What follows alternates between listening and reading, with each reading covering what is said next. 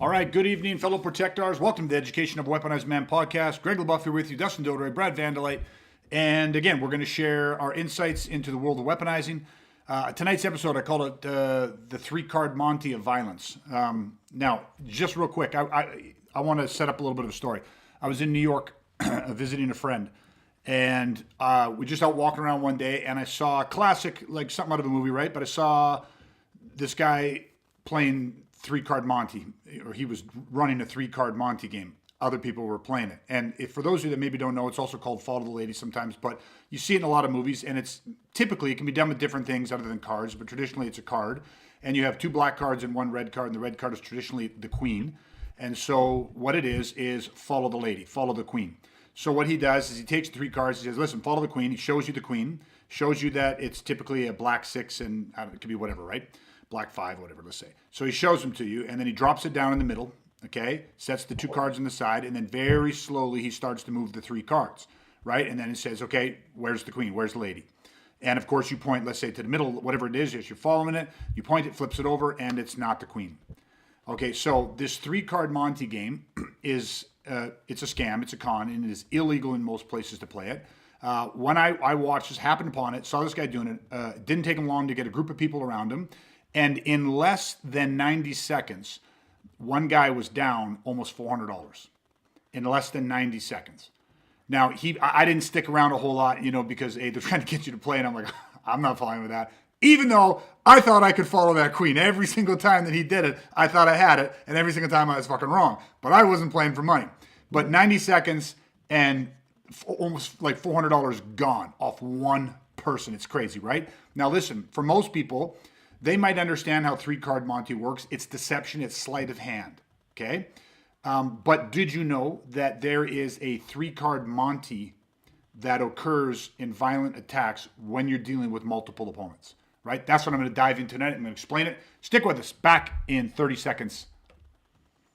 Now, for the past 30 years, I've been helping good people just like you do the same. Welcome to the Education of a Weaponized Man podcast.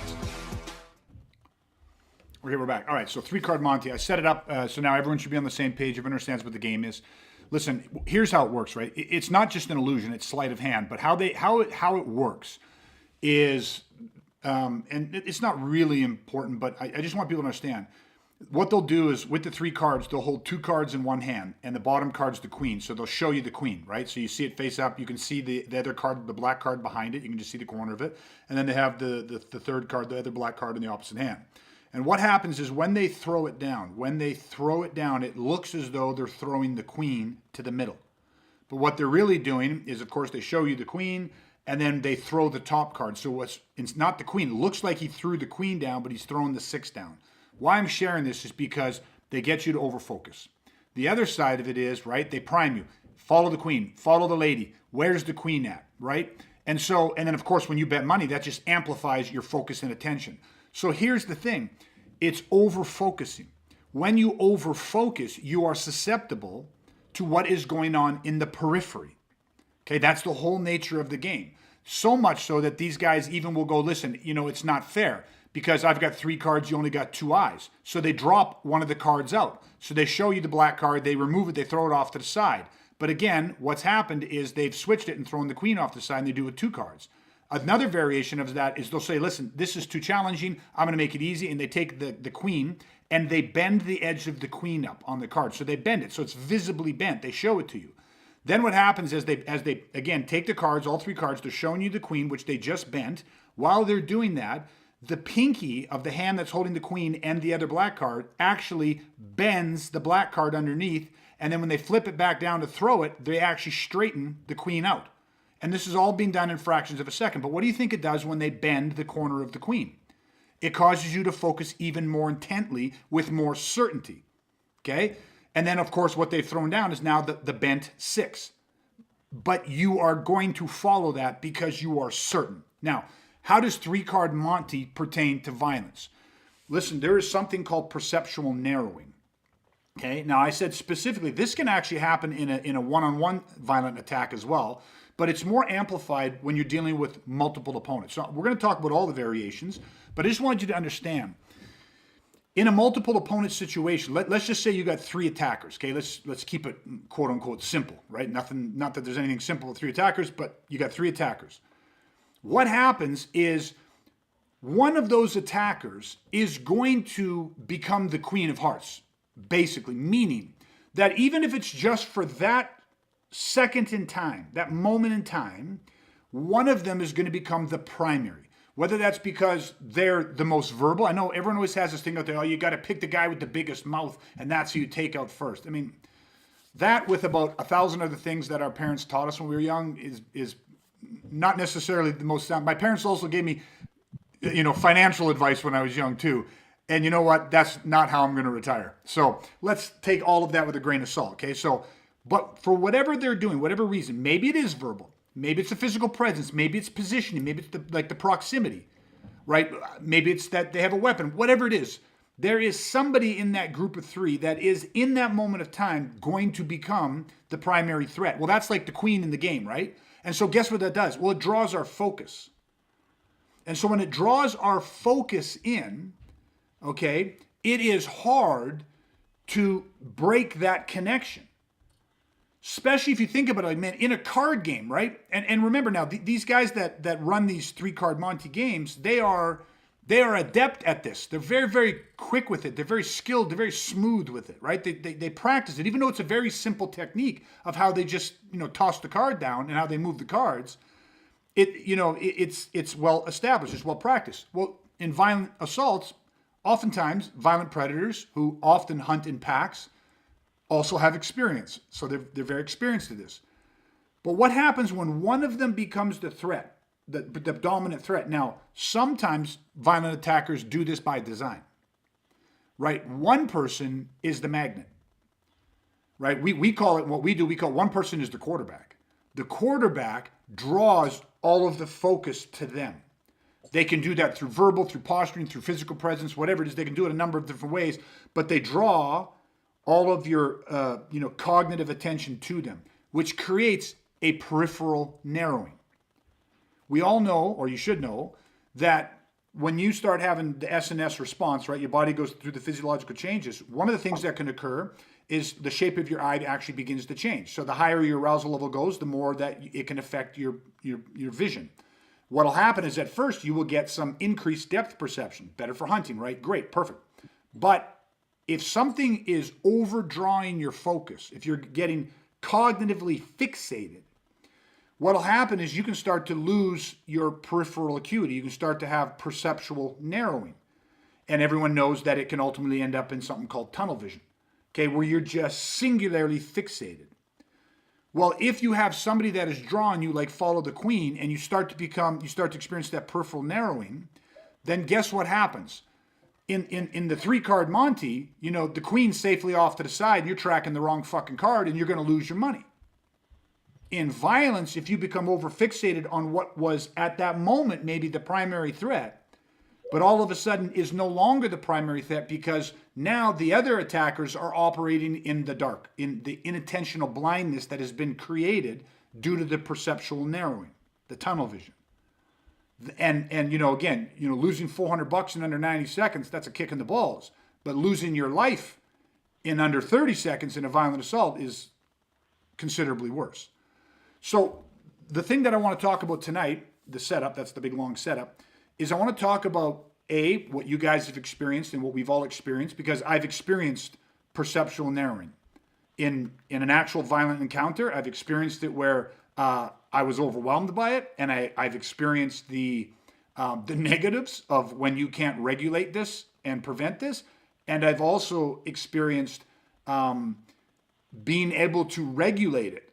And I want to share because it's not as easy as, I say, oh yeah, I figured this out, I trained it, now I don't ever have to worry about that. It's a constant ongoing thing. It's a very challenging thing that happens to us. You can regulate it, but it's challenging, and I want to share that side of the equation as well. But before I do any of that, I just want to get your guys', you can do two things. One is either expand on or jump in on my analogy of the 3 Card Monty, or just share what your experience has been with what I'm talking about, especially mass attack situations, the perceptual narrowing, how all of that stuff, whatever comes to mind on that. So I'll let you guys jump in on that. Yeah, I Yeah, think for me, oh, sorry, Brad. I'll go first. Um, I'll say this: I could have used that explanation of three card Monty like 6 years ago, Greg, because I fell prey to the skill of those gentlemen in Las Vegas one time. I couldn't resist. I watched it, watched it, watched it, and I was like, "This is too easy." Yeah, I lost. So anyway, I didn't even know that's that, so that's beside fantastic. that's beside the point. No, I think we That's should why I was talk about laughing that to for a bit. myself so much as you told the story because I'm like, Yeah. oh, I've lived this firsthand. But and I didn't know that's how they got me. So I do. It's kind of nice to know now. I'm not as See dumb the as I illusion. thought. Once you know the illusion, the They're, magic's they're gone. just that good. Yeah, Yeah. they're just that Which good. Yeah. which kind of leads me to my first point, which is only a sucker gets sucker punched. Do you know what I mean? I think we've Yeah. said that before, maybe even on the podcast, but Yeah.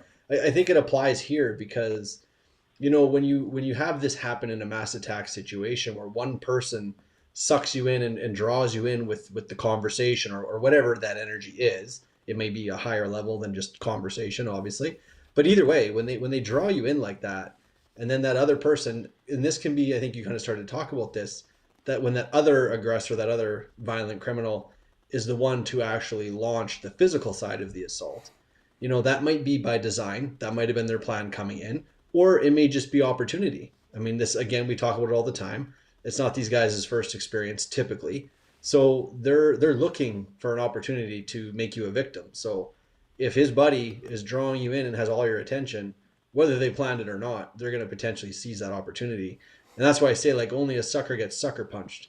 Because if you don't understand the optics of what's happening, whether it's by design or not, then yeah, you're going to fall prey to that. You're going to be the sucker. But if you understand this because you've watched this, you've educated like we're doing right now for people, then it's not, it takes away all their power. The illusion has been destroyed. When I go back to Vegas, I'm not going to lose money on that guy, right? Because the illusion has now been destroyed. Now I understand, and it's the same thing for violence. It's like once you get it, it's like now you can't fall victim to that in the same way, Yeah. right? So that's why I say like only a sucker gets sucker punched. So don't be a sucker. Yeah.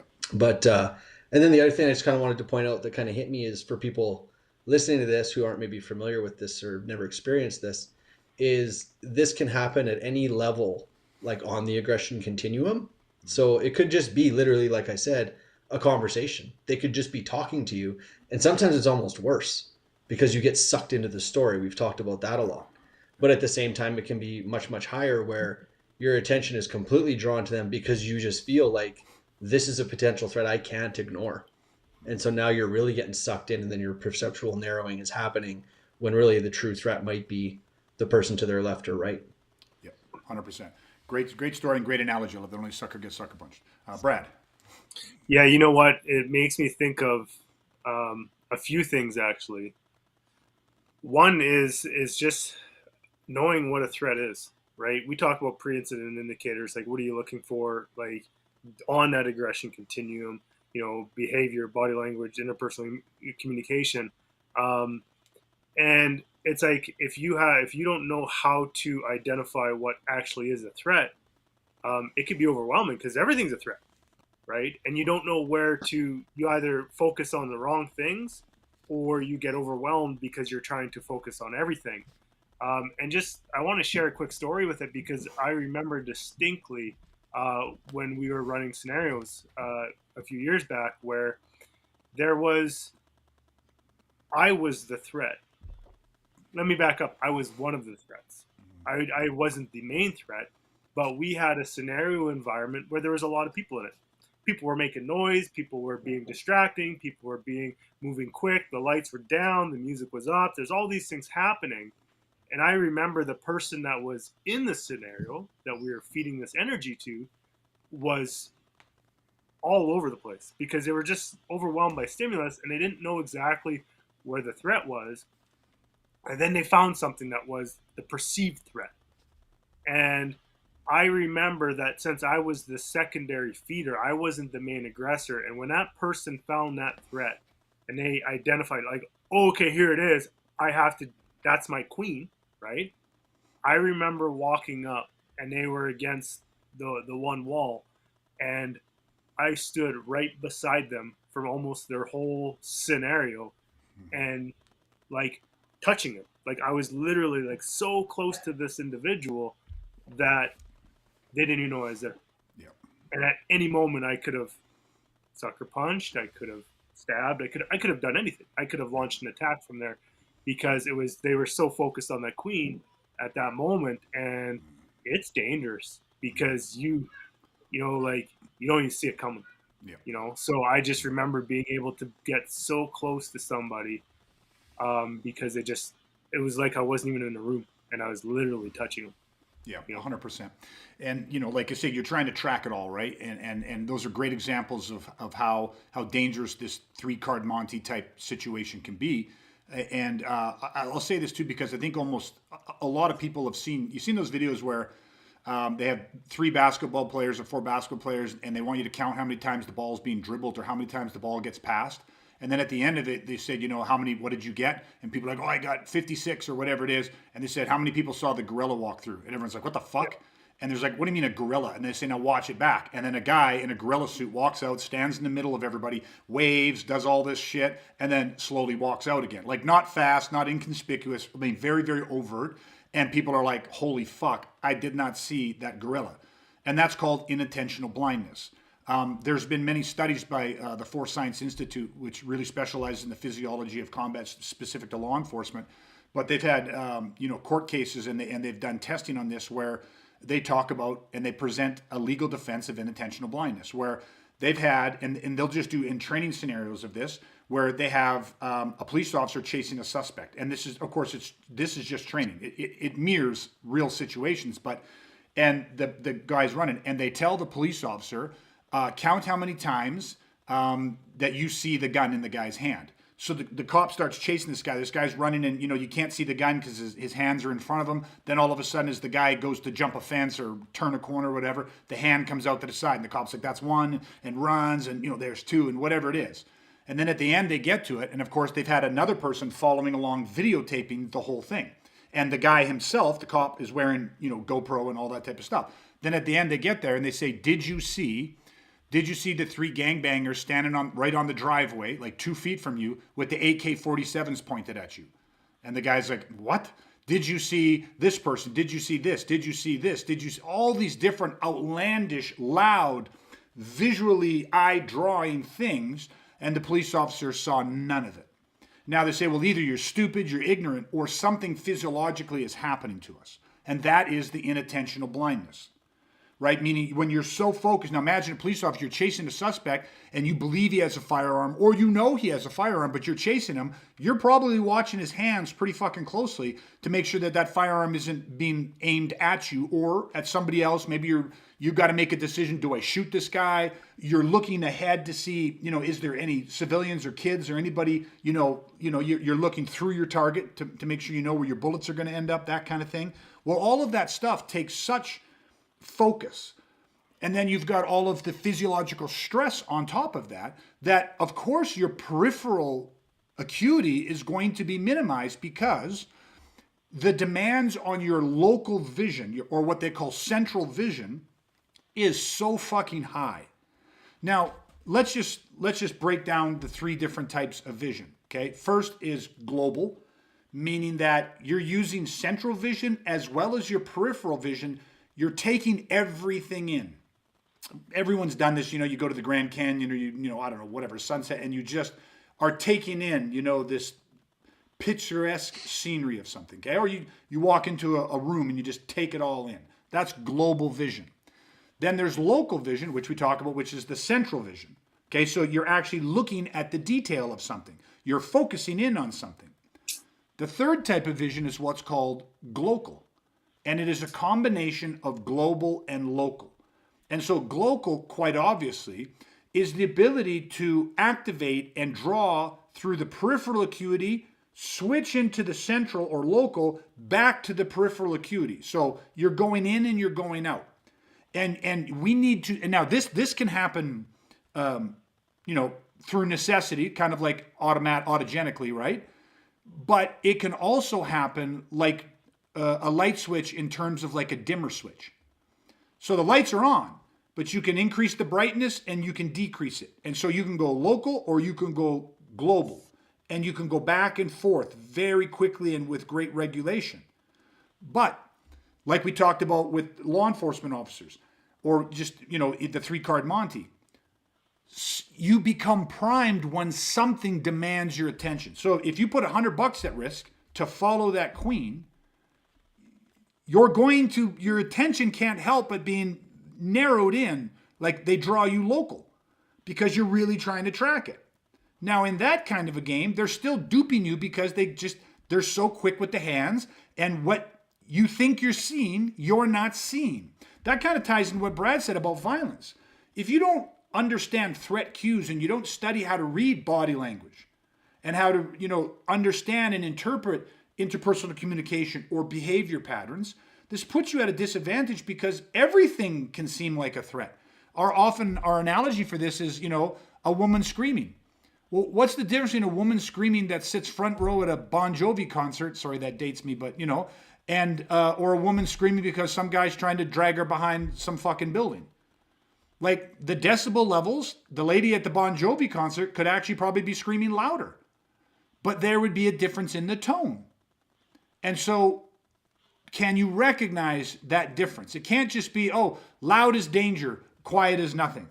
Like, as just a general example.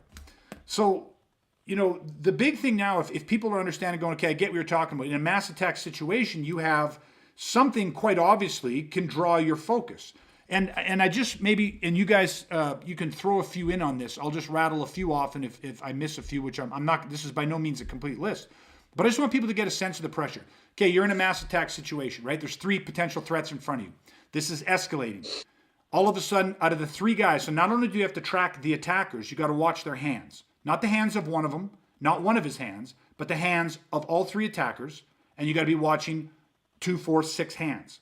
Okay? You need to be watching their feet, their weight distribution. So you got to, and again, that's just a part of it. Never mind their facial expressions, and then you got to be tracking the tone in their language, their behavior patterns, all that type of stuff. But you also have to then be scanning the environment. You have to be looking for the terrain.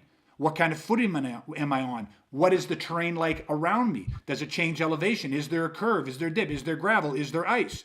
Right? You have to be looking at what are the fixed and what are the non-fixed environmental objects. You know what I mean? Is there tables? Do tables move? And chairs and garbage cans? And are there cars and trees and shrubs? Or you're tracking all of the environment in there. You're tracking any type of weapons that might be there, whether that's expedient, meaning are there bottles on the table? Are there steak knives on the table? Is there hot tea and hot coffee? And I mean, whatever it happens to be. Is there designed weapons, expedient weapons? You're tracking all of that stuff. You have to track potentially where your family is, or the VIPs or other innocent people that you are responsible for their safety. You have to be looking for choke points and egress, and all of these different things are going on, not to mention the fact that you have to be internally regulating yourself. You have to be connected with what your internal dialogue is. Okay, so imagine at any point, that's just, you guys can throw out a few more if you want and speak to this, but if you start to get a sense of everything that I just started to list, and you understand that this, you got to remember in this moment, you believe that you're facing imminent grievous bodily harm or death. So this is one of the most interpersonal human aggression, the number 1 universal human phobia. So all of the stress that's going on in you, and you there is more than enough stuff to become fixated on 1 or 2 of those things. And the second that you do, you start to lose all of your peripheral acuity. You start to experience that perceptual narrowing. And so what I really want to talk about is, how do we overcome this? How do we achieve functional, global vision and focus? Okay, but by all means, throw a few things in there if I missed them, or let's start talking about how we start to overcome this experience. Yeah, I think you nailed pretty much everything in that assessment of all the things you could experience. The one thing that I do want to, because you talked about environment and looking and seeing the environment and things like that. But the one thing that we know from years of experience with doing this is when you get overly focused and you go local and you start getting tunnel vision, one of the biggest detriments that you're going to face is you can't move your feet, right? Your feet stop moving. So if you're looking at, hey, I need to move around a car, a table, a chair, I need to be finding an egress, or I need to be drifting, those sorts of things. But when you are over focused like that, you become a deer in the headlights, and your ability to move your feet is very, very difficult. So it's very detrimental, right? So I know it's kind of a little bit of a different angle on it, but it's just there's a lot of things that happen that reduce your ability to access your defensive strategies, right? So, 100%. And if we throw it out there, like what Brad's talking about is as perceptual narrowing begins to occur, you're experiencing also motor loss, your function of motor loss. Like you go from fine to complex to gross motor motions. And so when you start experiencing that slow time motion or where you feel like you can't move your feet, even though you can, just really slowly kind of thing, you're losing motor function because your brain is, when you get to gross motor stuff, when you get over focused, you're singular. That's what that mean. I mean, imagine tunnel vision to the point that it's like you're looking through a soda straw. Like how much information are you taking in? You're singularly focused. So your brain is so cognitively fixated on something that you literally are like not controlling your feet, your hands, your head, or anything else because it's just everything is just you're just so gross motor fixated, right? And that is the dangers of what we're talking about. And so he's connecting it to the physiology. It affects it. If we lose the vision, then we're going to typically, our physiology is going to follow suit with that, right? We have to be working to keep our physical, physiological, and psychological systems not fixated, but free, right? Moving, adapting. I think just to add one thing to that point you guys are making is that can also become a self-perpetuating, detriment where like certain things, like sometimes, tunnel vision, people aren't always aware of that in the moment necessarily. Like you may be, you may not be, but other things like, you talk about like you feel like your legs are frozen, you can't move. If you become aware of that in the moment, that can actually cause your physiology to spike even worse. Yeah. So then it just like, the regulation of that physiology becomes just absolutely critical because otherwise it will just compound in a very negative way. Yeah, 100%. Yeah. Okay, let's talk about this then. One of the things that we do is, and again, it's like in training, let's talk about eye position and head position, just real quick, right? Because it's so much easier if we can show this to people and demonstrate this and have people do this. But here's one little trick, right? Like in a one-on-one situation in let's say combative sports, or just straight up like single person fighting or combat, most people would look at the chest and they think, okay, I'm going to look at the chest, kind of looking through the guy. Yes, you have more of a central vision on the guy, but you're still relaxed enough. You don't want to over-focus on that, but you're looking typically towards the chest, right? That way you're not getting caught up in the facial features and expressions and all that stuff. You're a little less susceptible to fakes and things like that. And each fighter can have their own preference. Some guys might look a little bit higher. Some guys might enjoy looking at, I don't know, whatever. But for the most part, that's what people would say. In what we do in weaponizing, the majority of the time, what we're teaching people to do is to look off to the side and down at a 45 degree. And most people would be like, that's fucking crazy, man. But here's the thing. Almost every time we're training, I'm never looking directly at the person. And why that is because most situations, I'm dealing with multiple opponents. I'm not dealing with one. So imagine all of a sudden if you just put two people in front of you, not one. Now just make them in a basic triangle. So they're equal distance away from you, but they are triangled on you. So one is on more your left side, one is more on your right side. Their center lines are facing at you. So where are you going to look at this? Are you going to look at the guy on the left or the guy on the right and look at his chest? No, you're not going to do that because you would then be taking your vision from the left to the right, to the right to the left, to the left to the right. You're going back and forth. And if you're swiveling your head back and forth, you're ultimately going to you're going to overshoot your mark. Now, that's not even the worst of it. But you have to remember that these two individuals and you are standing somewhere. And this is not a cage. This is not an octagon. This is not a designated combat area. This is a restaurant. This is a parking lot. This is a bedroom of a house. This is an office way. This is an elevator. This is wherever the fuck it is. It's real world shit. And guess what? There's other people. There are different terrains, as we talked about. There's curbs and going from grass to sand or gravel to ice to snow. There is, garbage cans and there's, all kinds of shit all over the fucking place. Not to mention potentially debris, all of this stuff. Well, you also, and there are also corners and doorways and windows and all of these different egress points or cover or concealment, depending on if there was firearms involved. I mean, this is a three-dimensional live environment. Okay. Now, how important is it to track all of that stuff? Because not only do I have to look at these two guys, but if all of a sudden these two guys started advancing them, now let's not even say it's a blitz. Let's say they just start aggressively moving towards me at a very, solid, steady clip. Like they're moving in, which tells me, okay, it's fucking on. Now, if I've got to move back or move left or move right to get off that X, if I've got to give space until it's time where I can take space, how important is it for me to go, is there something behind me? Is the terrain about to change? Can I move these guys to a choke point, create a fatal funnel that narrows them and doesn't allow them to take away the advantage of their positioning? You know what I mean? So I'll leave it to you guys here, but we've set the scenario. So where is their vision and what are they doing with their vision, and how is that operating? What type of vision? So you guys can explain whatever portion of that you would like to explain. Yeah, I'll start. Go ahead. So when you are in that situation, the setup that you talked about is you are doing that, global vision. You're down, your head is down, not down, straight down, but your head is down we say down at the 45. So you're looking down and your vision is down, and it's that sweeping motion where you're scanning your environment for multiple things, like you talked about, choke points, terrain, environment, anything, right? So you're using that to pick up on what is going on, because you don't need to look directly at the person, right? We don't need that to take in that much of detailed data from this is what this person is, because again, that's what we talk about.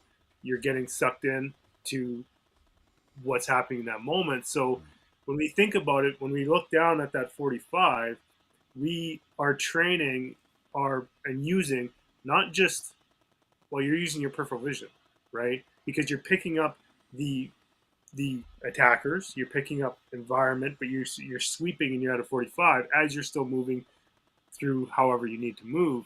Because one of the things that we do know is, like I said, you don't need the details.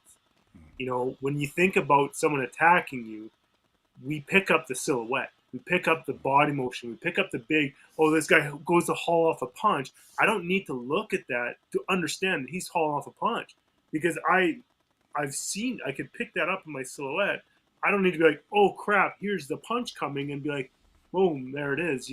So those low sweeps out of 45, they keep you taking enough information and not getting too overly focused on what's in front of you, right? Perfect. Dustin, you want to add? I think too, like Greg, you mentioned, giving space until it's time to take space. And I think this type of this global vision kind of feeds into that too, especially for what we do, what we teach people, because in that scenario you painted, we use a strategy called the bait and switch. So in a sense, as we're moving through that environment, to a certain degree, we're also trying to pull them into something. We're pulling them into a trap. And that's, so this type of vision, looking down at a 45, it's more conducive to that strategy, which, makes a little more sense if people understand the strategy. But we're, again, we're not trying to get their shields up. We're not trying to show them that we're about to, launch our own, game plan to try and protect ourselves. So when you've got that type of vision, it's a little bit less obvious to them too, just how ready you are. Yeah, 100% feeds into the presentation. So everything that Brad said, everything Dustin said is 100% correct. And so the only thing that I would add to it and say, understand this about peripheral acuity. Your peripheral vision is the expert at orientating on shape, which is exactly what Brad talked about, right? Your periphery can pick up shapes and silhouettes. Now, Brad said this. When I'm moving and I'm scanning at a 45, I need to see the shapes of what's on the ground. How much detail do you need to recognize a curb? Not much. You just need this. We walk in the middle of the night, or it's dark sometimes, and we might be squinting a bit, but all of a sudden, out of our periphery, we can see terrain changes. We can go, oh, there's a curb coming, and we step up onto the curb. Now, every now and then, it's so dark, we miss it, and we trip a little bit. But for the most part, right, unless you're operating in complete fucking darkness, you can see shape. What Brad talked about, when you have 2 guys or 3 guys attacking you, you actually don't need to see all the detail.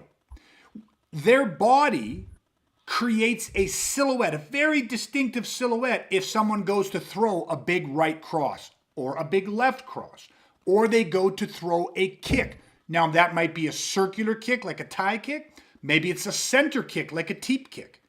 Okay? Or maybe they go to do a single leg or a body tackle.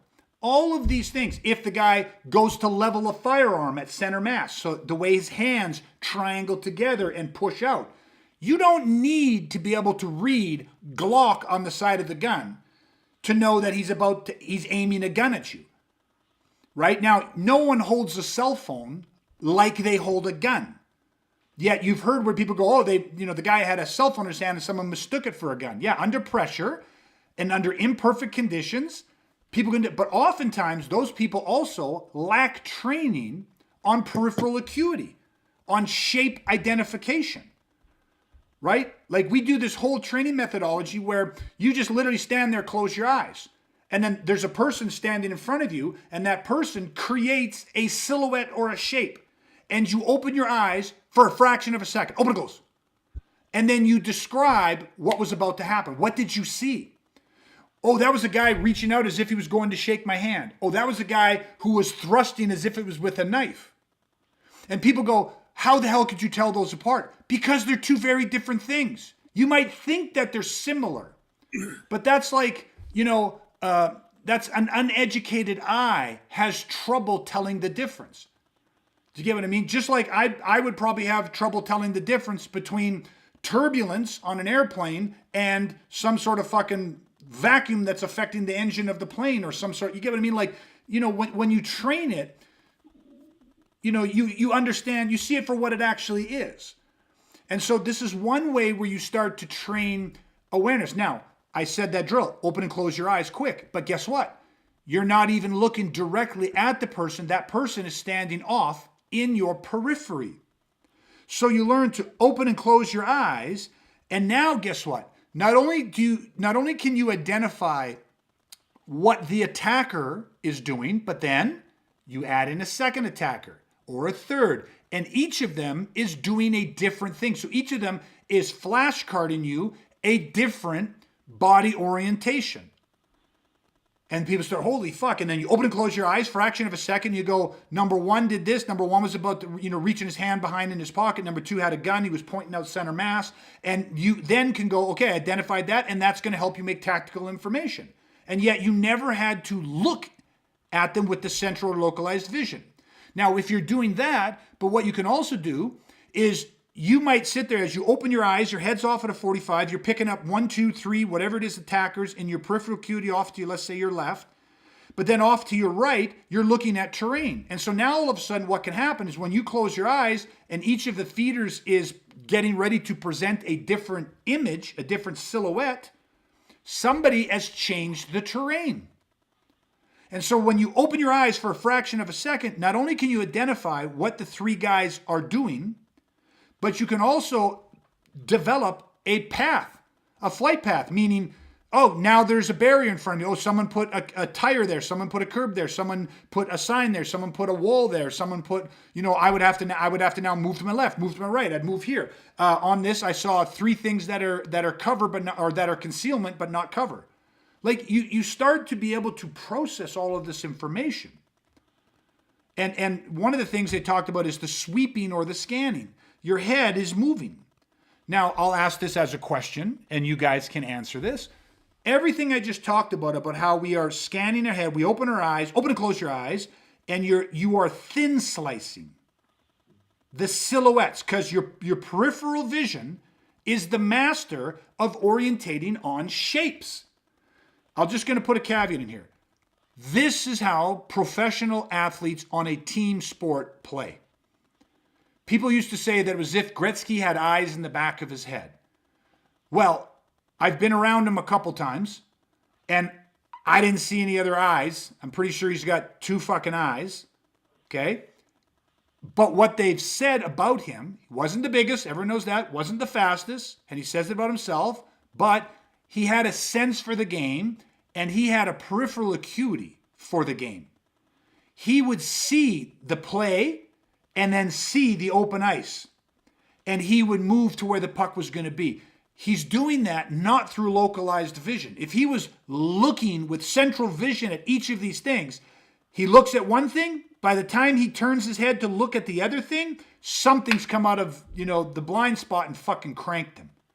So team sports, football, basketball, hockey, all these types of things, rugby, all this shit, they are really, really good and have highly tuned peripheral acuity.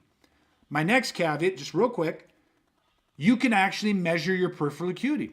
There's a testing board, and you can stand there and it'll actually divide the eye into 4 quadrants: upper, lower, right, left, core, and center 5. But I'm saying for the peripheral acuity, and it will actually show you where your peripheral acuity is weakest.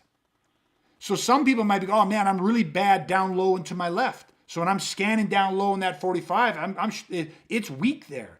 Guess what you can do? You can develop specific training protocols to increase and strengthen your peripheral acuity in that quadrant of your eye. Well, how do you think that is going to impact your performance in sport or in combat? Well, it's going to be huge. It's going to be massive. Okay, so when you're scanning though, and your head is you're scanning left and right, you're using your peripheral acuity, and maybe let's go for a second. One of the silhouettes that you catch, there's 3 silhouettes. One is like a big left hand's coming. The second is the guy's head and arms are coming up as if he's dropping the body tackle. And the third is his hands are triangling and punching out from the center mass. You quickly orientate, see those 3. What might you do right now based off that information?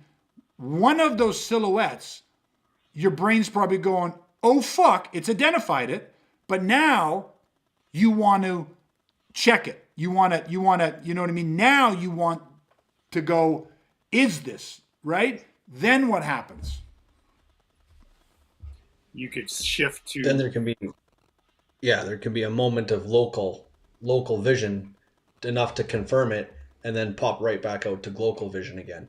Because once you know what you need to know, you know it. There's no need to stay locked in on that. So right away, you're just right away back to scanning, moving, whatever you need to do. 100%. So there becomes the global. So we're not saying that you can't look for some detail when you need it. Yeah, that's what central local vision is for. I need more information, or I need to confirm. Now, sometimes you need to confirm something that's behind you or something that's beside you that's part of the environment, or that is an expedient weapon, or that is, something that can aid you. It's either an ally or an enemy. Oh, look, there's a fucking bottle right there. So I caught that in my periphery. And then I look real quick, localize in on it. Yep, that's a fucking bottle. And I'm right back to global. And my hand reaches out and grabs that fucking bottle. Or maybe I need to look real quick to make sure that I grab the bottle the way I want to grab the bottle. Fraction of a second. Maybe I need to look at the guy. Is that the gun? Maybe I need to, I caught in my periphery, there's a wall over there, or there was this a thick table, like it just looked like a big heavy table. I just caught this silhouette of it. And all of a sudden your head looks to go, yep, it is. And that you run behind that for some cover.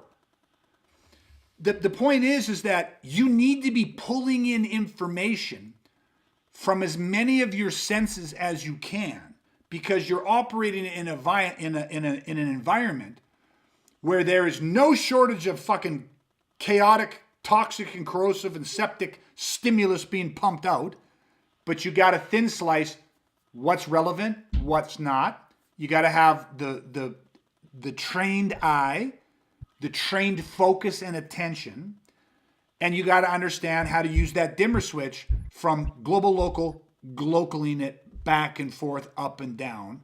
you got to be able to throttle that, right? Does that kind of track? Do you guys have anything else that I'm missing on that? Anything else you want to throw in on that? Yeah, I'll just throw one thing that I want to share about it, because it's a benefit that I know that I've always liked about it. It's a little bit different than what we're talking about, but when we talk about using that local vision and not overly focusing on trying to pick up all the details, I know for me that we always talk about, like, there's some really fucking rough looking criminals out there. Dudes with like fucking tattoos all over their face, and they just like, they look like scary fucking dudes. And if we're focusing with local vision on what this attacker looks like, it could suck us in, and it could make us even change our self talk from what we know it should be to be like, oh fuck, like, Yeah. this guy's scary. This guy's mean. Like, do you know what I mean? Like, we could start getting into that stinking thinking, and I like having that local low out of 45, because when this person, if they're coming and they're attacking you, which we know that they're going to be, is like, it's a way to even emotional distance from the situation, right? To not get sucked into that element of the threat, right? That, because at the end of the day, that's useless. That information, processing that information, is fucking useless to us, right? Because this is just a threat that we either need to remove ourselves from or eliminate the threat. And taking that, like, I always like that part of it, where it's like, fuck yeah, like, it makes it so much easier to stay in your mission commands, right? And stay into your positive tactical self-talk than getting sucked into this like image that we might have in our head of like what a scary fucking criminal might look like. You know what I mean? Yeah. No, it's really good. I had it written in my notes as one of the tangents we could take. So I honestly thought maybe we won't get there. So I love that you brought it around to it. And it's just exactly what you said. Our fear. Like, everyone has a symbol of what they fear. You know what I mean? What does a bad guy look like to you? What does a really tough guy look like to you? And so all of that can be predicated off just these false perceptions. Right. So again, a guy that just, is it a guy that has no neck? Is it a guy that's, fucking biceps are ripping through his shirt? Like, oftentimes people equate muscle to fighting prowess. It can be different for everybody, but you nailed it. Like, that alone can cause our fixation. Like, so that again becomes the queen, like, follow the lady. We will follow our fear. You will pay. I mean, if you're in a room full of dogs, spiders, and confined spaces, and you're afraid of one of those, guess what you're going to be on the lookout for? You know what I mean? Like, you're going to be, now do we have to go in the confined space? Is the walls getting closer together? Although, you know what I mean? Your fear is you're going to start seeing what you're expecting to see. So you get into the duress path, and your expectations are impacting your motivation. So I love that you nailed on that, because as part of your perceptual narrowing countermeasures, we just talked about how you can actually train the eyeball. You just train your peripheral acuity, and you train your localized vision. You train them both. Then you train the switch between them. But you have to learn to not make shit personal. You have to learn to overcome your own limiting perceptions or beliefs about what scares you. You have to be able to detach the emotional side from that. It is what it is. And otherwise you can get fixated on that. So that's another part that works in this whole process, where I want to be very careful here, because most people have this false image that warriors or protectors are emotionless. And nothing could be further from the truth. They're more in touch with their emotions. And they learn how to process and regulate through their emotions, not stuff and suppress or repress their emotions. So your whole goal as a warrior is you become more emotionally intelligent. You become better at handling your emotions. And therefore, remember, fear throttles everything in life. Fear will paralyze you, or fear will drive you into the hottest, most intense burning fire. You get what I mean? Because you're afraid of something. You're afraid if you do it, or you're afraid if you don't do it. Right? So fear throttles everything. So I love that you hit on that to control or combat perceptual narrowing, fear becomes part of that conversation, and you have to learn how to regulate your fears, right? How to take the emotional charge, the negative emotional charge out of that. So it's really powerful. I'm glad that you brought that up. Dustin, did you have something? Because I'm going to throw one other thing in there. I didn't know if you had something you Just wanted to fire in. yeah, slightly similar in a way and yet different. But a lot of like what we're talking about obviously is like with the global focus. We're talking a lot about vision and the perceptual narrowing and like the literal vision of it. A little bit. But I think like on the same point Brad made, when you have this more global vision, it can also apply to almost like the mental mindset in the sense of like you guys just did a great job explaining. You can't get over focused on what you're seeing, and fear and all that obviously is massive. But even just like having that same approach to your mindset in a combat violent situation, you can't get again sucked into that story. What are they saying? And getting over locally focused on what's actually being said. It's like that doesn't serve you, because in the same way you can get sucked down a path and miss so much of the more global things that are happening. So I think even just from like a mental mindset standpoint, you can still apply the same concept of more of a global focus and not being overly local with what's happening, if that makes sense. 100%. 100%. Okay. There's so much to talk about. I have a list of things that we're not even going to get close to talking about this, but there's a couple that I want to make sure I throw out there. I just want to say one thing about the head down at the 45 position and the sweeping. We've talked about the benefits of how you're using your peripheral acuity because it is dominant. It is the master when it comes to orientating off images and silhouettes and stuff, and that's what you're going to need. And then the localized vision actually becomes the support system for that. But the other side is that becomes massively critical when you're dealing with low light situations. If you've ever done a lot of training in low light, or if you haven't, I'm going to tell you that when you need to move, if you keep your head up, so let's say people, oh yeah, but I sweep my vision, but I keep my vision more at the chest level, and I sweep right and left. So I'm sweeping like you guys are talking about, but your head is up higher. You are pulling more of your central vision when you do that, which is normal because we use our central vision, fairly dominantly, staring at computer screens and TVs and phones and all that shit. So we're overcompensated, overtrained on our central vision. But what happens is, if you're saying, yeah, but I sweep across the attackers and then I sweep back, when you sweep to look even just to the side of you, you are not seeing what's on the ground. It's not possible. Even in well-lit conditions, it's very difficult to take in low information. And when you're moving, you need the low information for your footing. You got it. The terrain and the environment is massive. When you and if the lights get low, you are actually disconnecting. You will see the attackers sweep at chest height and look to your right or left for your movement. You have lost them because, again, when your eyes are up like that, it turns on the localized vision more. In low light, when you drop your eyes down low to that 45 and you're sweeping, you can actually really activate both the left outside and right outside peripheral sectors on the eye, and yet still be taken in through the central vision on the ground. Like it is mind-blowing how much more effective that is. And so why we do a lot of training in low light situations, and you demand that head positioning, and very few people move like that, right? And not saying localized central vision isn't important at times. You target acquire. You zoom in and then you get right back out typically. Again, so that's just one thing. The low light becomes imperative.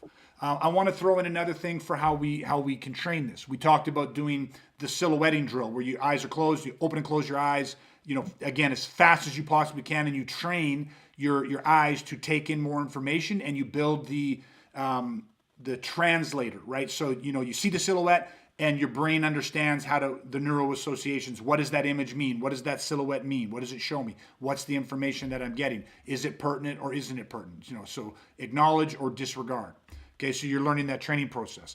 The other thing is when you are just training, you can be doing a drill. You can be doing energy drills. You can do close quarter work. You can be on the ground rolling. You can be doing a singular one-on-one, working with sticks, working with knives, whatever it is. You can be drilling. You can be sparring. You can be competing. But on all those levels, while that's happening, you have people on the outside who are not officially part of that drill.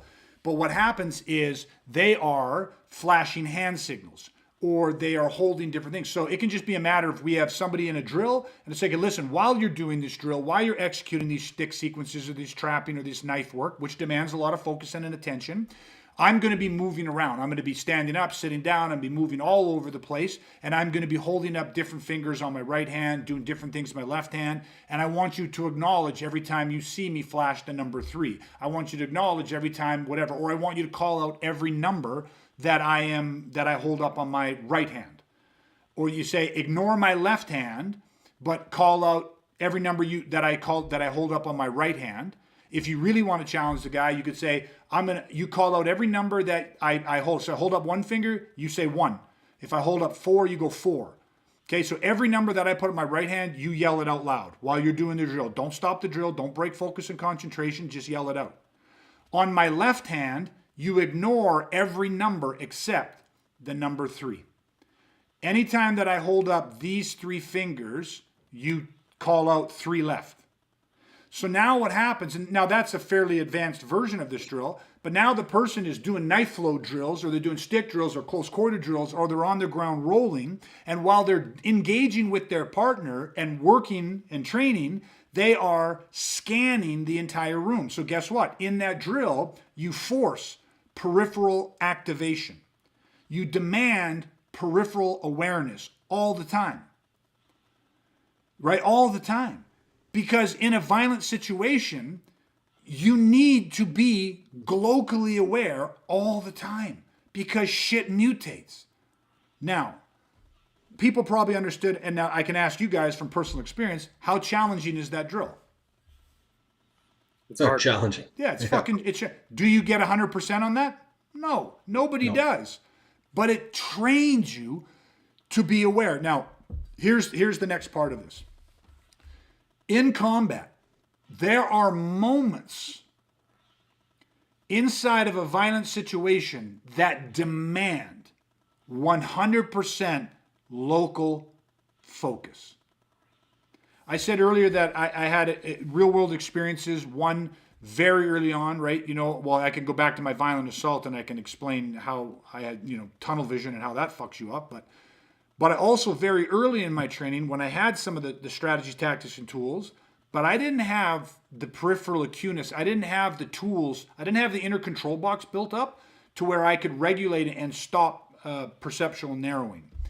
And of course, guess what happens? You get into a situation, successfully defending myself. There's 2 guys. I knew there was 2 guys, but I'm drawn in and I'm engaged with one guy, and I could not, for the life of me, break my focus, even though my brain, my internal dialogue was screaming, where's the other guy? Where's the other guy? Where's the other guy? I was like, I can't break the focus, because if I do, I'm going to lose the quote unquote control that I have over this guy. Like, I'm trying to do this. And so it was like I was a train that was like stuck on these tracks. And even though my brain was saying, where's the other guy? Where's the other guy? Where's the other guy? I was committed to it. And guess what? Before I could get to the end destination on that set of train tracks, I found out where the other guy was. And unfortunately, because he was behind me and I took some hard blows to the head. Fortunately, it wasn't a knife. It wasn't a fucking, broken bottle. It wasn't a fucking bat. It wasn't, he was punching me. And so, and believe it or not, even the punches hitting me wasn't enough to break my focus. I finished with that guy. And then and only then did I turn and go to the next guy. Now, some people would say, well, yeah, but you had no choice. Finish that guy before go to the next guy. Sometimes that would have been the best course of action. I will tell you, that was not the best course of action. The first guy had more than enough injury relayed to him that I could have turned and I could have engaged the second guy without fear of the first guy getting back into it. I couldn't stop because he wasn't fully out of it yet. I just couldn't.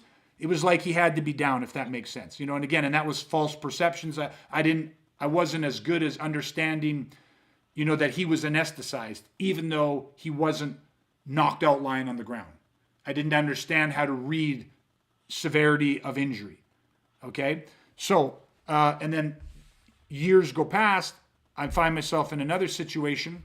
This wasn't all started with me. Most times these situations are me defending other people. And in this situation, multiple attackers.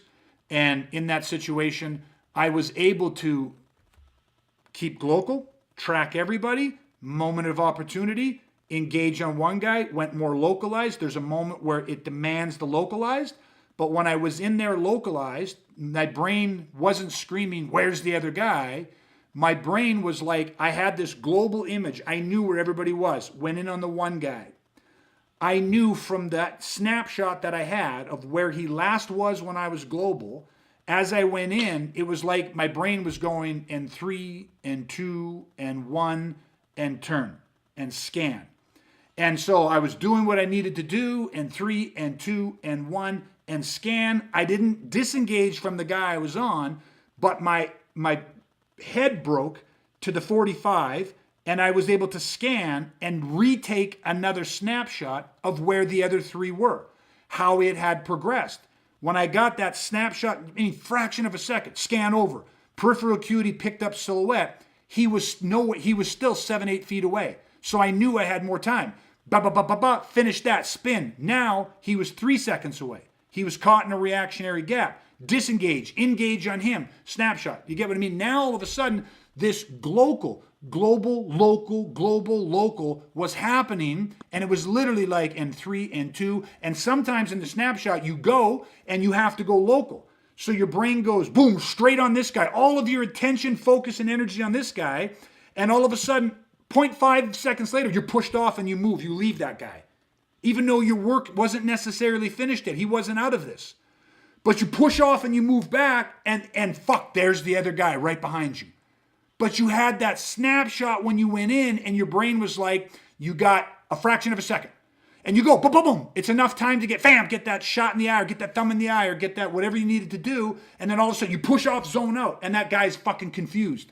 And that guy's lunging for where you were, not where you're at. Because he saw an exposed back and figured, oh, fuck, I got this guy. And all of a sudden, you're not there, and he's rushing through, and boom, you're on him at a different line. So I've experienced the power of what this global switch does. And here's maybe my final thought on it, I guess. Probably not, but maybe. It's work. It's like that's a knife that you spend time making. You heat the blade, fold the blade, pound the blade, sharpen the blade.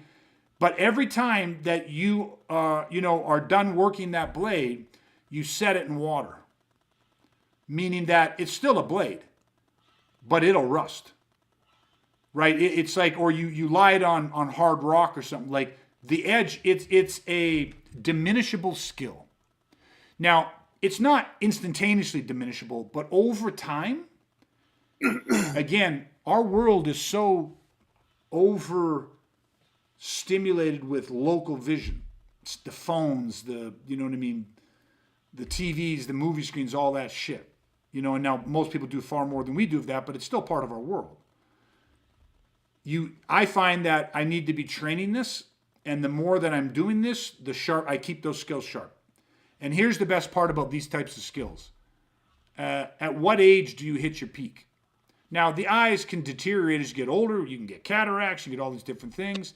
But these skill sets, they don't perish until you get far, far later in life, barring some sort of eye illness, right? And if you train, because even though the eye ages and you might lose a little bit of the overall eye health, the ability to interpret the silhouettes becomes infinitely quicker with years of training and practice. You just see it for what it is. Your ability to thin slice more than compensates, and that attribute continues to develop, to your late years. Like, you know what I mean? You're going to be in your 90s and still, again, barring any type of mental health issue, you're going to continue to grow that skill set. Well, even just to use regular sports as an analogy, how many great athletes go on to be great coaches? And what allows them to do that? Do you know what I mean? It's like, yeah, okay, they physically can't hang the way they used to, but they understand the game to a level that none of the players do. Yeah, they just right. So it's no different for us. Yeah, 100%. Yeah, absolutely. Fuck, man, there's so much more I want to go in on this and how you do it. But the important thing for me was this: is the analogy of the 3-card Monty. You get they set you. These are hustlers. They're cons. It's illegal to play this game, right? It's a con. It's a setup, and they do it because they're going to get your money, and they're going to get your money fucking quick. Okay, and you don't win the game. There's a million ways for them to change it. They just adapt it because they can throw whatever card they want to throw wherever they want to throw it. So even if you think you figured out the game, they're going to switch it on you, right? It's very simple, but it's very, very elegant in it, and it's over-focusing, okay? Violence, multiple opponents. It has a 3-card Monty-esque element to it, right? And so if we can make people aware of this and then say, in your training, please, please, please, make sure that you are training your peripheral acuity. That is the primary vision you need. We haven't done this in a long time, but back in the day, I used to run little weekend courses, take you guys, put you through specialized courses. You take swim goggles and block out the center of it and just use periphery. And, you try to do all these different things, but I would always want to take away the central vision, like literally like a horse. You put blinders on a horse to take away his peripheral. You want to put blinders to take away people's central vision and force them to use nothing but their peripheral acuity. Now, you need central and periphery, but most people are better at central, and most people, when they get mad or scared, they go to central, right? They go to localized vision, and that is an absolute deterrent for warriors. Okay, we got to train it all. So, I don't know. Any final things you guys want to throw down range on this? Yeah, I got one thing that I want to mention because this is a really interesting one. As you said, and I've been just reflecting back on the talk in terms of the big picture. You said there's so much more stuff that we could go into. And, for all the protectors listening that, are connected to us, like obviously like this, there's so much meat on this for them.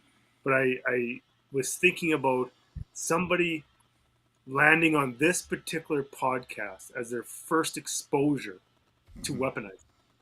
Like, I'm like, how interesting that would be, because it's like, well, these guys are talking about vision, like, and not just like, oh, just where to look and this, like in detail, like, yeah. And so much stuff that I know and we all know we didn't even get to, right? And it made me really think that it's like, why are they talking about that?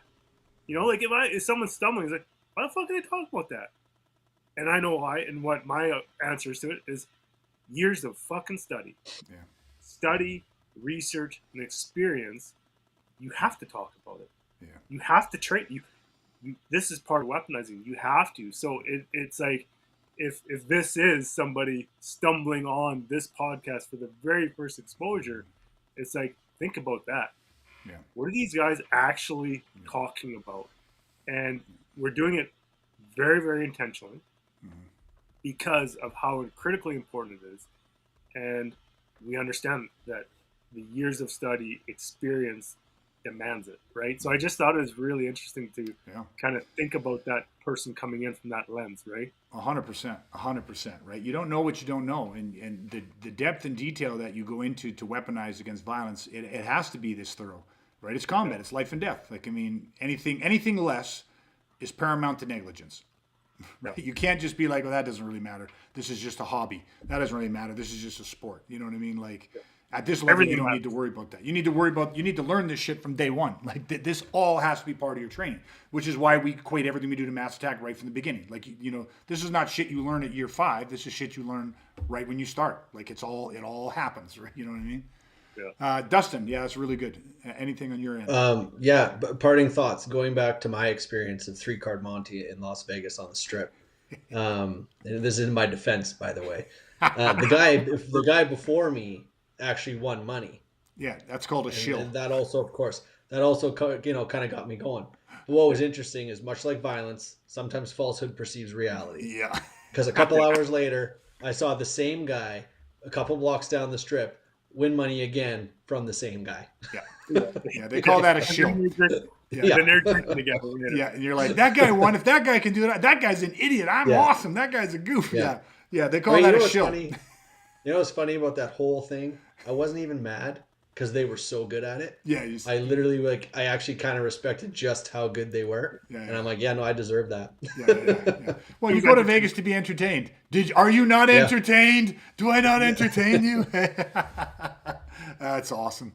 Yeah, that's so great. They had the shield and everything. Boy, they did it right. Eh? Oh, yeah. That's fucking awesome. Yeah. I love it. Okay. Yeah, this was fun, man. God, maybe one day we'll go a little deeper onto this and stuff, but because there's so many great fun ways to train this and to just make this where it becomes part of it.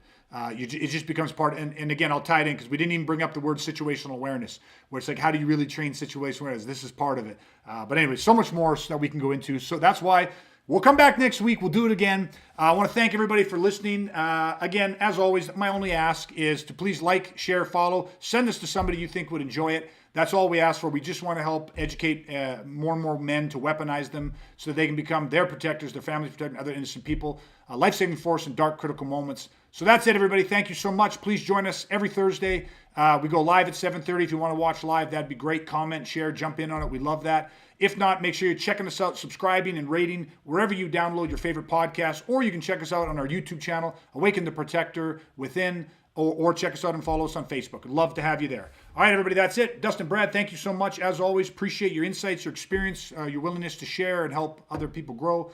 Always appreciated, and that's it. So until next time, stay safe, stay weaponized. Chat again soon, everybody.